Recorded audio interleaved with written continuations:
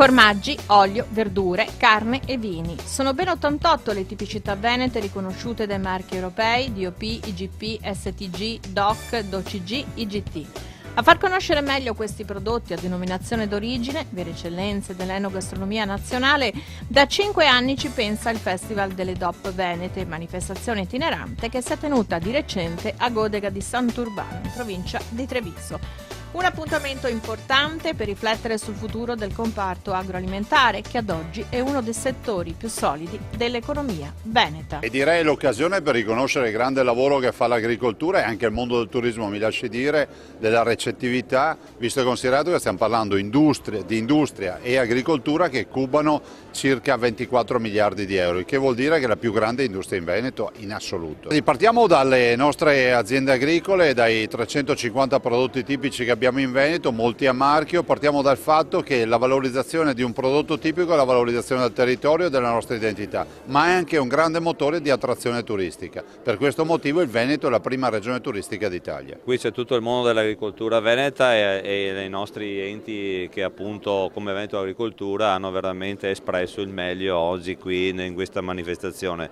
Ricordo che ci sono tutte le eccellenze della nostra agricoltura veneta, dai formaggi ai vini, al radicchio, agli asparagi, alle patate, all'aglio e naturalmente tutti i trasformati, e quindi assolutamente dico a tutti: venite a visitare questa mostra, però se non ci riuscite trovate poi all'interno dei supermercati, all'interno dove andate a fare la spesa, questi prodotti certificati, marchiati, e quindi se li scegliete vuol dire che portate a casa un prodotto veneto certificato e controllato e allo stesso tempo di eccellenza. Presenti al festival una trentina di consorzi di tutela, oltre ad altri enti che rappresentano la filiera e il territorio, tra cui il Consorzio Qualità Verificata con le sue carni e altri preziosi prodotti quali per esempio la patata QV.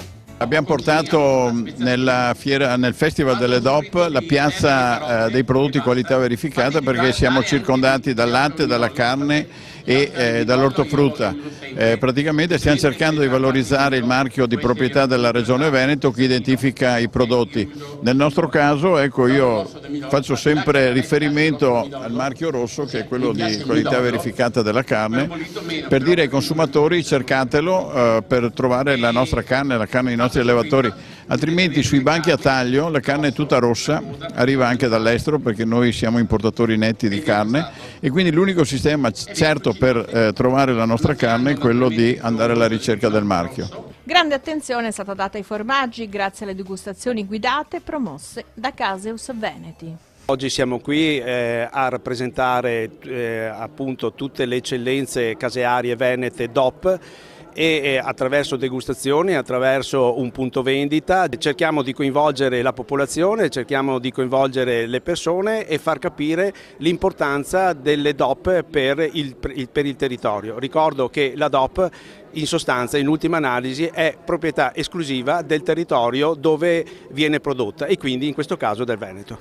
La Kermesse, che è organizzata da Regione Veneto e Veneto Agricoltura, in primavera farà tappa a Lazzise, in provincia di Verona.